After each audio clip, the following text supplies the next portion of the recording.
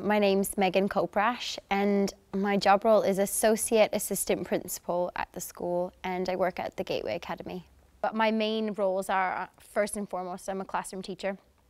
I teach quite heavily English and a lot of the CD borderline students, so that is a quite a big role in itself.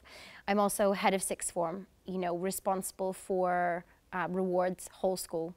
And that's led by the students. I'm responsible for behaviour whole school, and that's led by the students.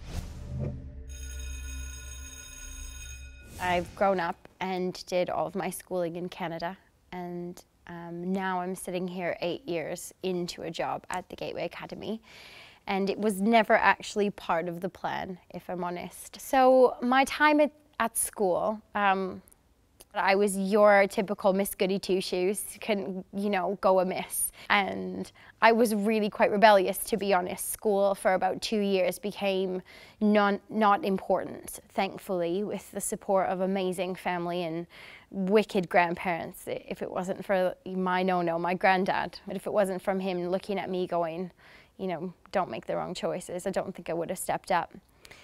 I was somebody who always had quite high aspirations. My first particular job that I wanted was to be a dentist.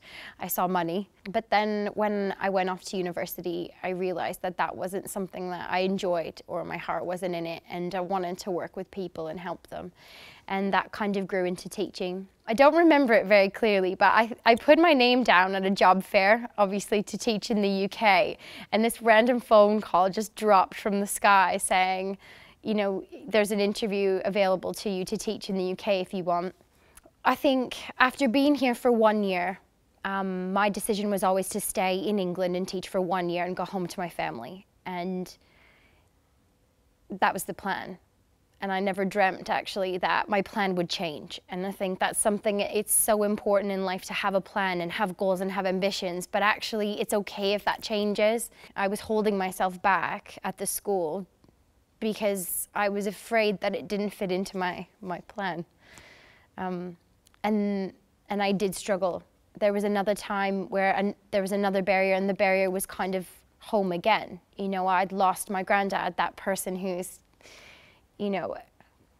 that inspiration.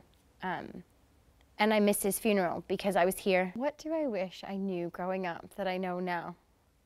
That you can't make a plan. I don't know if that's it, but you can plan, but you can't. I didn't even know what a sixth form was. The UK for me was not even a place I wanted to travel to. It was Australia. It was the hot places I wanted to go to. And here I am. Just be open and enjoy it. Life is actually quite fun. I think you can't take yourself too seriously. Where I think I've been most successful is those moments when I found a balance between being the disciplinarian and also letting the students in on me. But there's challenges every day. And you don't always feel like you're succeeding, especially in teaching. I think you see the negatives, you see the holes, you see what you missed, you see the student that you didn't get on board that day, you see the planning that you didn't quite get right, you see that hole all the time rather than the success. Yeah, that's the hardest bit, is that the job is never finished, ever. I think if there's one skill, it would be to not lose yourself in it and having fun with it.